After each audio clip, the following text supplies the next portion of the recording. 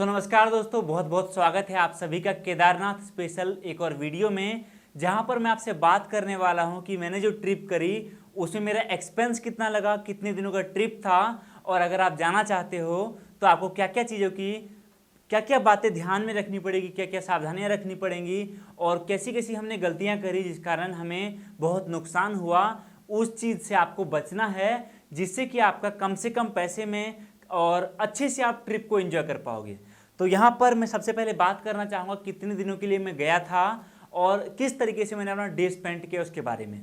जो मेरा डे 1 था वो मैंने दिल्ली से स्टार्ट करा था, जो कि था मॉर्निंग में, और जो हमें निकलना था 4 बजे, बट हम लेट हो गए थे 6 बजे। और हमारा जो पहला दिन था उसमें हम पहुँचे थे ऋषिकेश, जो कि यहाँ से अप्रोक्सीमेट 260 किलोमीटर है, और वहाँ हम लोगों ने स्टे किया था। उसके बाद जो हमारा सेकेंड डे था वो था ऋषिकेश टू गुप्तकाशी। हमारा प्लान था सोनप्रयाग डायरेक्ट पहुंचने का, बट वेदर ख़राब होने की वजह से, रोड ख़राब होने की वजह से और साथ में अंधेरा होने की वजह से हमारे प्लान में चेंज आया और हमें पहुंचना था फाटा, बट हम फाटा भी नहीं पहुंच पाए और हमें रुकना पड़ा गुप्तकाशी में।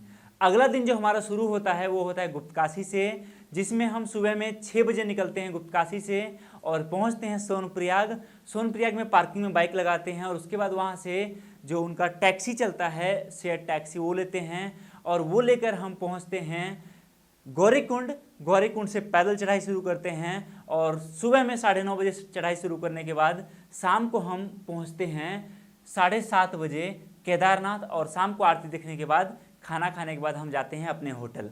अगला दिन जो हमारा शुरुआत होता है वो होता है सुबह सुबह केदारनाथ एक्सप्लोर करने के बाद, ट्रैकिंग करने से और उसके बाद नीचे उतरने से। और उस दिन नीचे उतरने के बाद हम खाना वगैरह खाने के बाद, बाइक पार्किंग से उठाने के बाद पहुंचते हैं सीधा। हमारा जो प्लान रहता है वो आगे तक का रहता है, बट उधर का रास्ता बहुत ख़राब है, उस कारण हमें रुकना पड़ता है वापस से गुप्तकाशी में। और गुप्तकाशी में वही होटल रुकने के बाद फिर जो है गुप्तकाशी टेम्पल विजिट करने के बाद अगला दिन हमारा शुरू होता है गुप्तकाशी से, और हम निकल जाते हैं डायरेक्टली दिल्ली के लिए और शाम को दिल्ली पहुंचते हैं। तो ये जो 5 दिनों का ट्रिप था, इसमें कितना खर्चा बैठा अगर मैं उसकी बात करूं तो यहाँ पर सबसे पहले मैं बताना चाहूँगा कि जो मैंने टोटल डिस्टेंस कवर किया वो अप्रॉक्सीमेट 980-85 किलोमीटर का था, बट मैं एक रफ आइडिया कैलकुलेट करता हूँ 1000 किलोमीटर, और जो मेरी बाइक एवरेज दे रही थी वो थी 50 किलोमीटर की। तो इस हिसाब से मेरा टोटल जो पेट्रोल में लगा वो लगा 20 लीटर पेट्रोल, और एक मोटा मोटी अगर मैं आपको बताऊं तो 1700 रुपये का पेट्रोल मेरा लगा। और साथ में ये जो मैं पूरा बता रहा हूँ आपको एक्सपेंस, ये 2 जनों का बता रहा हूँ, जब हम लोग 2 जने थे, मैं और मेरे ब्रदर, तो उस केस में। तो यहाँ पर हमारा जो पहला एक्सपेंस था वो था बाइक का पेट्रोल का 1700 रुपये। अगला मैं बात करता हूँ होटल का, फूड का और लोकेशन का। पहला लोकेशन जो हमारा पहला दिन का स्टे था वो था ऋषिकेश में, जहाँ पर हमें होटल का लगा था 900 रुपये। और साथ में ऋषिकेश थोड़ी सी महंगी जगह है, वहाँ पर आपको खाने पीने का ध्यान रखना पड़ेगा, कॉस्ट ज़्यादा है। तो मेरा जो कॉस्ट लगा था वो 600 रुपये के आसपास लगा था फूड में। टोटल जो मेरा ऋषिकेश में खर्च हुआ था वो था 1500 रुपये। अगला दिन गुप्तकाशी में मैं रुका। गुप्तकाशी में आपको चीज़ें बहुत सस्ती मिल जाएंगी, जैसा कि आपने व्लॉग में देखा भी होगा। गुप्तकाशी जाते टाइम हम 2 से 4 हो गए थे, 2 जने, और हमें पानीपत से मिल गए थे। उस हिसाब से जो हमें गुप्तकाशी में 4 जनों का होटल मिला था 1 नाइट के लिए, वो 400 रुपये का मिला था, मतलब पर पर्सन 100 रुपये। और हमारा जो होटल में लगा था वो था केवल और केवल 200 रुपये। साथ में अगर मैं फूड की बात करूँ तो फूड बहुत सस्ता था। हालांकि फूड में लगा था मुझे 300 रुपये के आसपास 2 जनों का, बट मैंने और 200 रुपये एक्स्ट्रा कैलकुलेट कर लिया है, क्योंकि कई बार और भी चीज़ें हो जाती है। तो 500 रुपये हमने बर्गर वगैरह भी कुछ चीज़ें मंगाई थी, 500 रुपये। तो हमारा गुप्तकाशी में जो सेकेंड डे खर्च हुआ था वो था 700 रुपीज़। थर्ड डे हमारा जो जाता है वो जाता है केदारनाथ में। केदारनाथ में भी चीज़ें बहुत सस्ती थी। केदारनाथ में आपने देखा हम 2 से 4 और 4 से 6 हो गए थे, और 6 जनों का जो होटल हमें मिला था वो 2 बड़े बड़े रूम, हमें किस्मत अच्छी कहूँ या क्या कहूँ, 600 रुपये मिल गया था। मतलब यहाँ भी पर पर्सन होटल का कॉस्ट केवल 100 रुपये था। इस हिसाब से होटल का कॉस्ट हमारा 200 रुपये जाता है। खाना उतना सस्ता भी नहीं था और उतना महंगा भी नहीं था, हमें 500 रुपये फूड में लगता है। तो उस हिसाब से हमारा केदारनाथ में जो खर्चा हुआ था 700 रुपये का।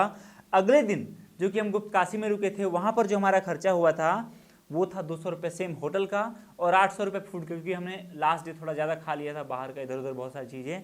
सब मिला के मोटा मोटी अगर मैं खाने की होटल की बात करूं, होटल में 1500 रुपये, खाने में 2400 रुपये, टोटल होते हैं 3900 रुपये, और साथ में बाइक में 1700 रुपये, टोटल मिला के, और साथ में मैंने 1000 रुपये एक्स्ट्रा ऐड करें मिसलिनियस एक्सपेंस, जो कि कई बार हो जाता है कि आप कहीं रुक गई, चाय वगैरह या कुछ और चीज़ें हो जाती है, रास्ते में रुकना हो गया आपका उसका, तो उसका मैंने 1000 कैलकुलेट कर लिया। तो टोटल जो मेरा खर्चा था वो था 6600 रुपये, 6600 रुपये, जिसमें हम लोग 2 जने 5 दिनों के लिए बाइक से निकले, और सब कुछ इंक्लूड करने के बाद, पूरा फुल एंजॉय करने के बाद हमें ये एक्सपेंस आया, जिसमें आपने देखा भी व्लॉग में, हमने कहीं कहीं बहुत ज़्यादा कंजूसी भी नहीं करी थी, अच्छे से हो गया। कहने का मतलब ये कि अगर मैं पर हेड की बात करूं, अगर एक बाइक पर 2 जने हैं तो 3300 रुपये खर्चा, और साथ में आप 5 दिनों के लिए फुल एंजॉयमेंट, मतलब एक जनों का एक दिन का खर्चा अप्रोक्सीमेट 650 रुपये के आसपास बैठता है अगर आप केदारनाथ जाते हो, मेरे अकॉर्डिंग। अब यहाँ पर बहुत चीज़ें मैटर करती है। एग्जाम्पल के लिए, आप रास्ते में कहीं रुक रहे हो, आप किस तरह के रेस्टोरेंट में रुकते हो, किस तरह के होटल में रुकते हो। हालांकि आप ऋषिकेश से जब आगे निकलोगे तो आपको हर जगह हर चीज़ जनरल ही देखने को मिलेंगी, कुछ वैसा नहीं होगा कि यहाँ ऐसा वैसा फलाना ढिमकाना। बस ऋषिकेश थोड़ी सी महंगी जगह है, साथ में कुछ और चीज़ें, ये इन चीज़ों के ऊपर मैं और डीपली नहीं जाऊँगा कि इतने खर्चे हुए या फलाने ढिमकाने, किस तरीके से आप 50 रुपये 100 रुपये बचा सकते हो, मैटर नहीं करता। यहाँ पर जो कुछ इंपॉर्टेंट चीज़ें हैं जो मैं आपको बताना चाहूँगा, अगर आप केदारनाथ जा रहे हो और बाइक से जा रहे हो या फिर आप कार से जा रहे हो, तो आपको एक चीज़ ध्यान रखना है, जो लास्ट का 50 किलोमीटर है वो बहुत ज़्यादा खराब है। उसमें आपको ऑफ रोडिंग हद से ज़्यादा देखने को मिलेंगी, रोडें नहीं है वहाँ पर, और साथ में वहाँ पर बड़े बड़े पत्थर टूट के गिर जाते हैं कहीं भी। हमें अप्रोक्सीमेट 50 किलोमीटर में 100 लैंडस्लाइड देखने को मिला, और कम से कम 10 जगह हमें रोक दिया गया जाने से आगे। कहने का मतलब वो ऐसा जगह है जहाँ पर, वैसे तो जनरली पहाड़ों पे क्या होता है कि शाम के 6 बजने के बाद अंधेरा हो जाता है, और उसके बाद अगर खुदा ना खास्ता लैंडस्लाइड हो गई तो ना कोई गाड़ी आएगी, ना कोई क्रेन आएगा, जेसीबी आएगी, ना ही कोई पर्सन आएगा जो आपको हेल्प कर पाएगा। इसलिए मेरी रिकमेंडेशन है कि अगर आप निकल रहे हो तो आप इस डिस्टेंस को या तो शाम के टाइम में कवर ना करो, अगर आप कवर कर रहे हो तो आप कोशिश करो शाम के 5 बजने से पहले पूरी प्लानिंग लेकर चलो। 110% शाम को 5 बजे आपको आपके डेस्टिनेशन, या तो गुप्तकाशी या फिर आपको सोनप्रयाग, तो 5 बजे पहुंचने का मान के चलो आता है कि खुदा ना खास्ता अगर आप लेट हो गए तो 5:30 से 6 बजते बजते आप अपने डेस्टिनेशन पर होंगे, क्योंकि यहाँ पर बारिश कब शुरू हो जाएगी कुछ पता नहीं होता, कुछ भी नहीं। मौसम का कहते हैं कि अंदाजा नहीं लगा सकता, एक पल में बदलती है, और इस तरीके से बदलती है कि कई बार आप सोच भी नहीं सकते कि क्या पॉसिबिलिटी हो सकती है। रोड इतने खराब हैं, शायद आपने व्लॉग में देखा भी होगा, और आप मेरे पीछे देख भी रहे हो किस तरीके की रोड है वहाँ पर। और सबसे मोस्ट इंपॉर्टेंट चीज़ वो ये कि जो मेरा ये ट्रिप था 5 दिनों का, आप इसको 4 दिनों में भी कर सकते हो। वो कैसे कर सकते हो मैं आपको बताना चाहूँगा। अगर आप जा रहे हो केदारनाथ तो आपको जरूरी नहीं है कि आपको ऋषिकेश जाना पड़ेगा, आप डायरेक्टली निकल सकते हो। आप विया कोटद्वार, दिल्ली से कोटद्वार डायरेक्ट निकलो, कोटद्वार से श्रीनगर, और श्रीनगर से गुप्तकाशी या फिर सोनप्रयाग। अगर आप सुबह निकलते हो दिल्ली से, ये रूट इतना मस्त है, इतना मस्त है कि कई कई जगह तो आपको पहाड़ों के ऊपर 80-90 तक भी चलाओगे आप, जो कि आपको ऋषिकेश वाले रूट में देखने को नहीं मिलेगा। ये जो कोटद्वार वाला रूट है इसमें आपको बिल्कुल खाली मिलेगा, रोड बहुत अच्छा, बहुत शानदार है, और कई जगह तो आपको बाइक को बंद कर दोगे तब भी अपने आप गाड़ी चलती रहेगी, ऐसा रूट है। तो कहने का मतलब ये कि अगर आप चाहो तो आप डायरेक्टली दिल्ली से निकलो, कोटद्वार होते हुए, श्रीनगर होते हुए, फाटा होते हुए डायरेक्ट पहुंच जाओ आप सोनप्रयाग। तो इससे क्या होगा कि आप पहले दिन सोनप्रयाग पहुंचे, उसके बाद अगले दिन सोनप्रयाग से आप केदारनाथ, अगले दिन केदारनाथ से या तो नीचे उतरो या रुक जाओ, तो 3 दिन ये और 4 दिन में आप अपने डेस्टिनेशन पे वापस पहुंच जाओगे। हालांकि अगर आपके पास समय है तो मैं रिकमेंड करूंगा कि एक बार जरूर आप ऋषिकेश वाले रूट से जाओ। ये रूट बहुत मुश्किल है मैं अगर कहूँ, क्योंकि चढ़ाई जो है वो शुरुआत के 50 किलोमीटर इतने खतरनाक है कि अगर आपने कभी पहाड़ों पे बाइक चलाई नहीं है तो आपको जो एक्सपीरियंस होगा ना, वो कहते हैं जिंदगी और मौत के बीच वाला होगा। और ये जो एक्सपीरियंस होगा गाइस, आपकी आंखें खोल देंगे कि किस तरीके की रूट है, क्या क्या चीज़ें आपको देखने को मिलती है। और सबसे मोस्ट इंपॉर्टेंट, कई लोग ये बोलेंगे कि भाई मैं बाइक से नहीं जा सकता, क्या कोई और ऑप्शन है मेरे पास? तो बिल्कुल है, आप चाहो तो कार से जा सकते हो, कार से भी आप सेम रूट फ्लो कर सकते हो। अदरवाइज मैं रिकमेंड करूंगा अगर आप कार से जा रहे हो, कोटद्वार वाला रूट आपके लिए बेस्ट रहेगा। अब कई लोग ये बोलेंगे कि भैया अगर मैं जाना चाहूँ ट्रेन से, तो ट्रेन से कैसे जा सकता हूँ? अगर मैं जाना चाहूँ बस से, तो वो कैसे जा सकता हूँ? तो यहाँ पर मैं आपको बताना चाहूँगा, अगर आप ट्रेन से जाना चाहोगे तो ट्रेन आपको जो लास्ट तक मिलेगी वो ऋषिकेश तक ही मिलेगी। ऋषिकेश के बाद आगे आपको जो मिलेगा वो मिलेगा वहाँ से जो टैक्सी चलती है वो टैक्सी की बुकिंग आप वहाँ पर जाकर कर सकते हो। अब मुझे उसके बारे में ज़्यादा डिटेल नहीं पता, लेकिन हाँ एक चीज़ है, अगर आप 5-7 जने हो तो आप ऐसा कर सकते हो, आप वेयर ट्रेन पहुँच जाओ ऋषिकेश, और ऋषिकेश से आप एक टैक्सी बुक कर लो, जो कि चार्ज में बहुत ज़्यादा डिफरेंस नहीं है। अगर आप इंडिविजुअल जा रहे हो और 7 जने जा रहे हो तो चार्ज ऑलमोस्ट आपको सेम ही पड़ेगा, थोड़ा बहुत डिफरेंस होगा। और उस टैक्सी से आप डायरेक्टली पहुंचोगे जो है सोनप्रयाग, और सोनप्रयाग से फिर आप ट्रैकिंग करके वापस उसी से चाहो तो आ सकते हो, या फिर आप वहाँ से भी बुकिंग कर सकते हो, वो चीज़ आपके ऊपर डिपेंड करती है।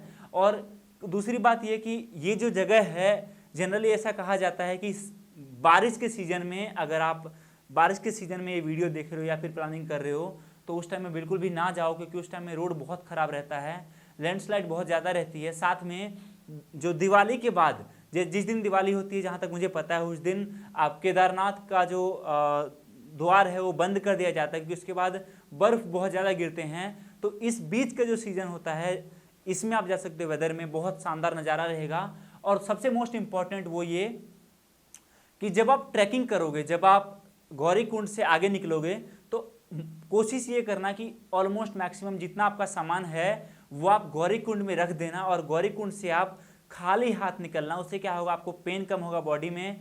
और दूसरी सबसे इंपॉर्टेंट बात कि हम लोगों ने जो गलती करी थी वो ये कि हम लोग एक्स्ट्रा कपड़े लेकर नहीं गए थे। हमें लगा ऊपर ठंड होगी तो यही कपड़े चल जाएंगे, बट एक्चुअल में क्या होता है ना कि जब आप ट्रैकिंग कर रहे हो तो ट्रैकिंग थोड़ी सी कॉम्प्लिकेटेड है। उसमें क्या होता है कि बारिश हो रही होती है, आप रेनकोट पहनोगे तो बाहर का नमी, बाहर का हवा अंदर नहीं जाएगा, अंदर मॉइस्चर हो जाएगा, और पसीने के चक्कर में आपके जो कपड़े हैं वो गीले हो जाएंगे।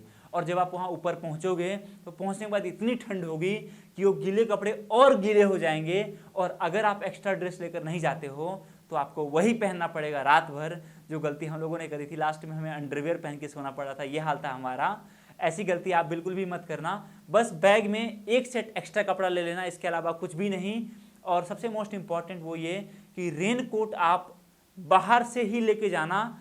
वहाँ पर आपको मे भी मिले ना मिले कुछ नहीं कहा जा सकता, कि अभी जो ये कोरोना का टाइम चल रहा है इस चक्कर में बहुत सारी दुकानें बंद है, बहुत सारी प्रॉब्लम आपको देखने को मिलेंगी। बट हाँ एक बात तो कहूँगा लास्ट में, वो ये कि अगर लाइफ में असली एडवेंचर करना चाहते हो तो बाइक से प्लानिंग करो। और अगर आप प्लानिंग कर रहे हो तो केवल केदारनाथ का नहीं, केदारनाथ के साथ साथ बद्रीनाथ भी जाओ। बद्रीनाथ का रूट थोड़ा सा कॉम्प्लिकेटेड रहता है, बट मज़ा बहुत आएगा। तो बहुत जल्दी आपसे मिलने वाला हूँ मैं जयपुर ट्रिप के वीडियो में, उसको भी देखना बहुत मज़ा आएगा।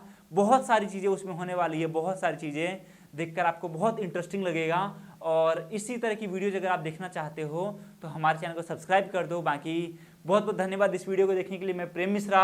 अगर आपने वीडियो को लाइक और शेयर नहीं किया तो कर दो। बाकी मिलता हूँ आपसे बहुत जल्दी एक नई वीडियो के साथ। वीडियो देखने सभी का दिल से बहुत बहुत धन्यवाद। जय हिंद, वंदे मातरम।